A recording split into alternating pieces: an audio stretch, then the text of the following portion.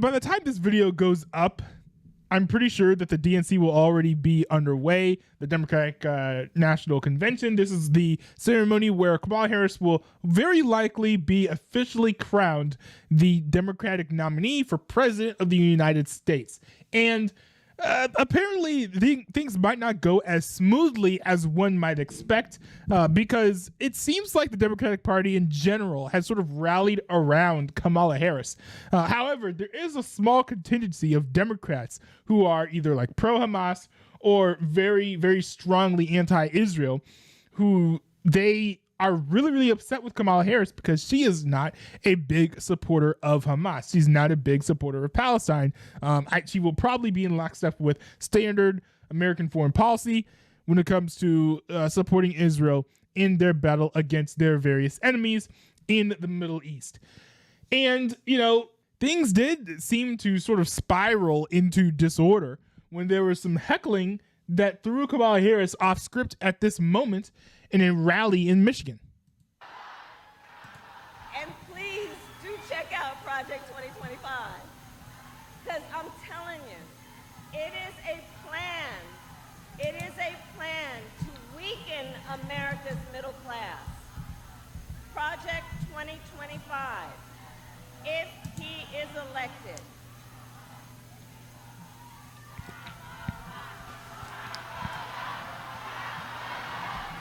so for context, for those of you who are not aware or a little bit confused when watching this video, there's like a small contingent of burqa wearing Hamas supporters or anti-Israel protesters, I suppose, standing in the crowd, sort of like chanting and I think calling Kamala Harris like pro-genocide or whatever in the middle of the crowd, and the rest of the crowd is chanting Kamala, Kamala, to drown those people out. Meanwhile, we've got a Kamala Harris staffer over here trying to usher these protesters away.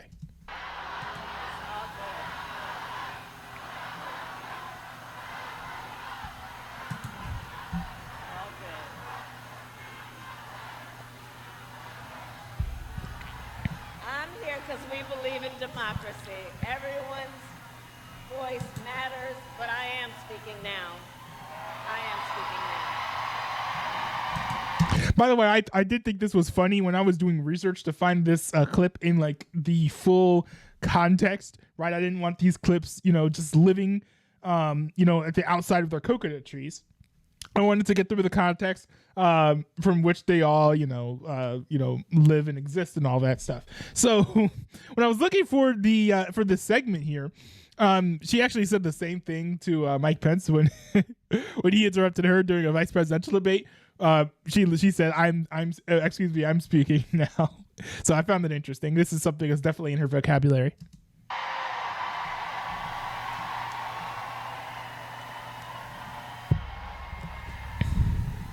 So Project 2025, look, if he is elected, Donald Trump intends to give tax breaks to billionaires and big corporations. He intends to cut Social Security and Medicare. He intends to surrender our fight against the climate crisis, and he intends to end the Affordable Care Act. You know what? If you want Donald Trump to win, then say that, otherwise I'm speaking. Now, the response to this was overwhelmingly negative, I think, from both sides of the aisle. I think pretty much everyone hated this moment. But I'm like one of the few people who actually liked this because she's honestly right. And this is, I think I've always been, I don't know if I've said this on stream, but I've always said this for the haters of Israel and Jews and all those people. There's not really anyone for you guys to vote for, because Kamala Harris is not going to say, you know what, Israel, let's pull all your funding and force you to shut down all your weapons so that the Islamic terrorists can run through and destroy your nation. She is not going to be the president to do that for you. I'm sorry, anti-Semites. It's just not going to happen. There's really no political or presidential candidate who's going to do that for you.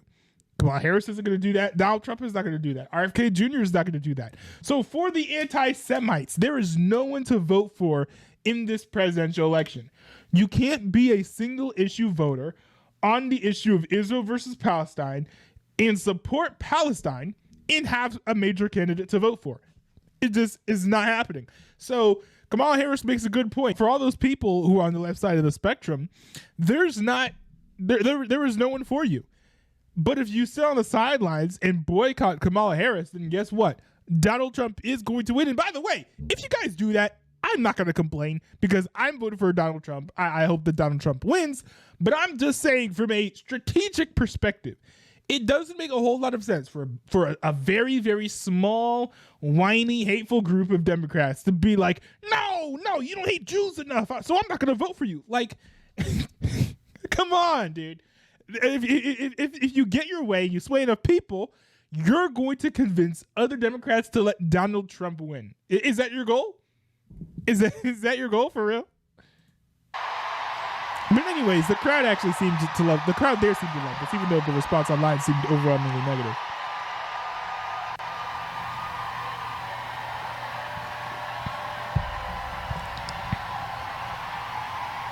And so I think the staffer there is slowly being able to usher the protesters out of the arena.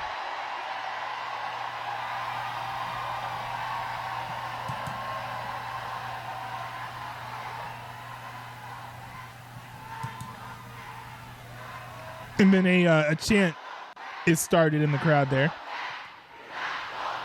saying, "We're not going back."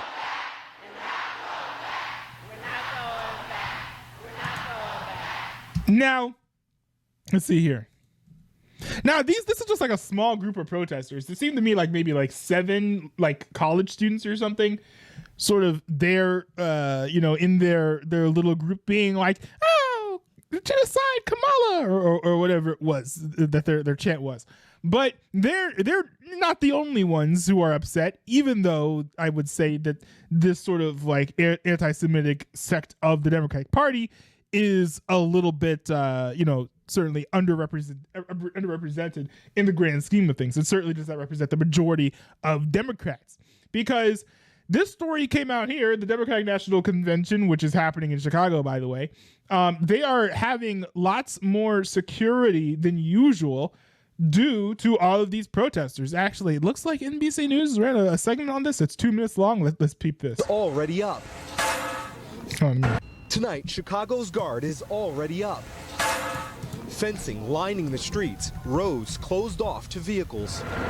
A large protective zone built around the United Center, where Vice President Harris is set to accept the Democratic nomination for president. And just like at the Republican convention in Milwaukee, Secret Service responsible for everything inside that hardened perimeter.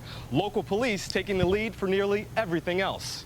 Is the Chicago Police Department ready for the DNC? Yeah, I've said it for a while. The Chicago Police Department is ready. I don't know what the Chicago Police Department has been ready for. I mean, just look at their violent crime rates. That place is a nightmare.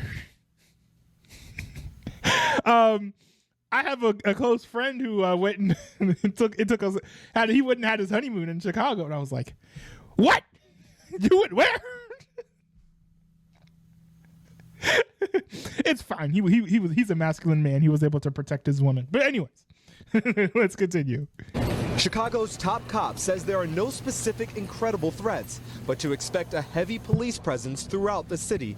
It's a huge project, but the Chicago Police Department and the city as a whole is used to working towards something this large. Looming over the convention is the promise of large-scale protests just blocks from the United Center. This is one of the streets we'll be on, yes. Despite months of legal battles over the protest area, the largest demonstration is expected to draw more than 20,000 people. Hatem Aboudeya is one of the lead organizers preparing to voice his opposition to Israel's war in Gaza. What's the main message for you guys? Yeah, the main message is that the Democrats who are going to be in that building are complicit in this war against the Palestinian people. Police Superintendent Larry Snelling says his officers received special training focused on de-escalation and respecting constitutional rights, but warns violent scenes reminiscent of Chicago's 1968 Democratic Convention will not be tolerated. Do we want to have fights in the streets with people? Absolutely not. But I want to make one thing clear. I want to make this perfectly clear. We need to know the difference between rioting and protesting. A city that says it's prepared for any situation. That's a base take. Shaquille Brewster, NBC News, Chicago. Now, I mean, I hope that Chicago handles this correctly, but I can't remember the last time I saw Chicago handle anything correctly. The previous mayor was trash. Mini Wheat in my Discord server was like, "Oh, we got a new mayor. Everything's gonna be fine." Nothing changed. Everything is still terrible in Chicago. Maybe not everything, but there's still like tons of violence. Nothing seems to have been fixed. So, I mean, I guess because you've got the Secret Service there, things might be a little bit different. But if there are a lot of violent anti-Semites, good luck. I don't want any violence. Let's make that clear. But if you're worried about violence, I think the first place that you would maybe scratch off your list to have your event held at is probably Chicago. You might not want to have your event in Chicago if you're worried about violence, right?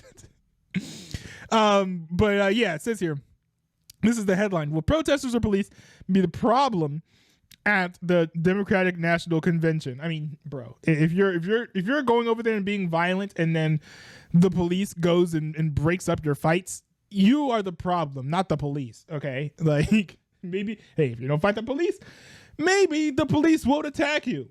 Okay, let's apply the January 6th rules here. Okay. Groups range from climate activists to a pro-Palestinian organization banned in Israel and Germany. Arab Americans say law enforcement in Chicago has targeted them for years. When the 20,000 protesters are expected to cram into a 1.4-mile-long court-approved protest route near Democratic National Convention in Chicago next week, creating a potential standoff between demonstrators and a police department with a history of excessive force. A police department with a history of excessive force? I mean, sure, shooting Nerf guns, I suppose, at criminals. No, I don't know that Chicago is known for an excessive police force. They've been known for letting people get shot in drive-by shootings, hundreds of people dying over the course of a weekend. But excessive force, maybe not. Hold on, let me see here. I'm going to look this up here on the side. Okay, here we go. Yeah, the police, they definitely have things under control. This is 2 p.m. today, okay? This is like just over 4 hours ago. 2 teens shot, one fatally, while sitting on a West Englewood porch. Okay, teens sitting on a porch, getting shot. No one is in custody. Ridiculous. Here, man shot after crash in Tri-Taylor, Chicago said. No one is in custody. How come there's no one in custody for all of these things? Okay, hold on. Let me see here. Suspect killed, 2 others injured in an officer-involved shooting in Pilsen, Copa investigating. We got more. 10 p.m. Eastern time. At least 10 shot, 3 fatally in weekend gun violence across Chicago. Man shot to death in Southwest Side. No one is in custody. Wow, shocker. Man killed, 2 injured in Lonsdale shooting. No one is in custody. I think that's the same day, by the way. Man killed in Bronzeville shooting, CPD says. Let's see. No one is in custody. Wow, surprising. Let's see. Other source. Teen shot, killed in ambush in East Garfield Park. No one is in custody. They are not getting anyone in custody. Again, another one. Man shot to death in South Austin. No one is in custody. They are not arresting any of these criminals who are shooting up innocent civilians, who are doing nothing but sitting in their porches or walking down the streets. You've got teens getting ambushed, and no one is being arrested for these crimes. Not a single person. I think we've looked up all of these stories. The most recent, 8 shootings, which have occurred over the past 4 days. No one was arrested. In one instance, the suspect was killed because he was shooting at police, and they're not stormtroopers, but still. Absolutely ridiculous. I hate seeing stories like this. And yes, things like this are going to get me amped up because the police's job is to keep civilians safe. keep civilians safe. As someone who believes in the separation of church and state, and I don't think that the state should be legislating morality incredibly harshly. And of course, we're going to have some nerds in the chat or whatever saying, "Oh, but all laws are morality." Like, yes, you know what I mean. I think that the police's primary job is to keep people reasonably safe while maintaining their allowing them to maintain their freedom and instill justice. They are failing in all counts here. And so now we're going to be saying, oh, well, the Chicago police is known for, for excessive force. No. You want to know what Chicago is famous for? No one is in custody. That's what they're known for. Letting their shooters and murderers run around free and, feel free to, like Chicago's motto should be like, feel free to ambush our teens. We won't arrest you. Like, that should be the motto. Ridiculous. It's terrible. And, I'm sure there are going to be people from Chicago watching this video who are going to be mad that I'm targeting your city or whatever. But you know what? I wouldn't be hating on Chicago if Chicago was better. I wouldn't be hating on the Chicago PD if the Chicago PD actually arrested the people who are murdering their civilians, who, by the way, are basically not doing anything. Except maybe getting into a car crash or maybe sitting on a porch. But that's not something that means that you should be arrested, that you should be murdered and killed in cold blood. Ridiculous. These people should be allowed to live in peace. Sorry. Sorry. If you're going to come out here and say, oh, this police department has a history of excessive force, maybe the civilians do too. Because it says here, the 264 protest groups, really, it surprises me. I didn't even know there'd be 264 protesters there. Okay. The 264 protest groups that have said they will participate are primarily focused on Palestinian rights, ending the war in Gaza, and reducing U.S. aid to Israel. Others represent a patchwork of left-leaning causes, climate activists, socialists, anti-racist organizations, queer and trans rights groups. Arab American groups in the Chicago area, home to the country's largest Palestinian American community, said local police and federal agents have targeted their community for years, racially profiling residents, raiding homes, and surveilling them. I can't speak to that. I have no idea if that's true or not. The tactics have resulted in few convictions. I mean, the activities of the entire Chicago Police Department have resulted in few convictions. Do we want to go there? But yeah, let's see here. Chicago Police Superintendent Larry Snelling told NBC News that the police will be peaceful so long as protesters are peaceful. And that's exactly how it should be done, okay? It sounds like Larry Snelling, based on what he said in that interview, is going to be doing the right thing here. I just don't like framing the police as this militarized force when they can't even arrest a single shooter who killed people over the past 4 days. And we're talking about like 8, 9, 10 shootings, okay? It says here, if people come here to protest peacefully, exercise their First Amendment rights, our officers are going to not only allow them to do it, but protect them while they're doing it. Snelling said in an interview, but our officers we're not going to allow someone to come to our city and destroy it. So acts of violence, acts of vandalism will not be tolerated in our city. Absolutely based. This is the type of rhetoric that we need in police departments. I just hope that the actions follow what's being said here. It says here, law enforcement experts say a handful of the pro-Palestinian groups in the coalition currently are or have been under investigation by either state, federal, or international authorities for suspected ties to terror organizations and could fuel tensions. I completely believe this. I mean, there were some reports and evidence in some edge cases that these people, some of these groups actually are funded by foreign states. So, that's fair. Oh yeah, here we go. Contentious planning. Since March, Chicago protest leaders and city officials have engaged in a legal battle over how much space demonstrators will have to meet and protest. The city of Chicago only approved 1.4 miles, nearly a mile short of what the route organizers asked for. Hatem Abu Daye, a spokesperson from the coalition to march on the DNC, said organizers are concerned that large numbers of demonstrators expected won't be able to fit into such a condensed space. We know it's going to be tens of thousands. Tens of thousands? Bro.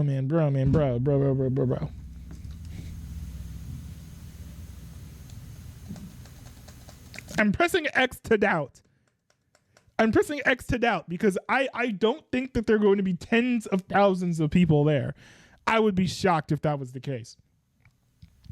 It says if we know it's going to be too big for the mile route. It says no one wants mass arrest. I will say, if you're going to have like even like 200, 300, 400 people at a protest, I don't know if 1.4 miles is going to be enough. I will say if they need a bigger space, you could extend that space from in the opposite direction. Maybe not make it be so close to the DNC, because what you don't want is, and I'm sure what the police is thinking about here, is you don't want a big group of people right next to the DNC. They get rowdy and all of a sudden they're in the DNC. I think what they want is sort of like a buffer zone, so that if they get rowdy, you've got some wiggle room. You can throw in some extra cops over there or whatever, and it's not like they can immediately break one line of cops and then go straight into the convention and really mess things up.